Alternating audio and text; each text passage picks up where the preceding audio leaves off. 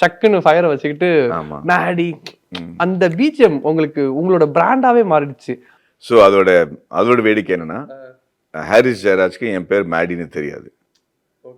என் பேர் மேடிங்கிறது வந்து மின்னலைங்கிற படத்துக்கு அப்புறம் தான் பிரபலமாக ஆச்சு ஆக்சுவலி. ஸோ அலைப்பாயுதும் போது அலைப்பாயுதை மாதவன் தான் சொல்லிட்டு இருந்தாங்க எல்லாருமே. நான் வந்து இவர் மியூசிக் எல்லாம் போட்டு முடிச்சிட்டாரு. இப்போ பிஜிஎம் தான் பாக்கி.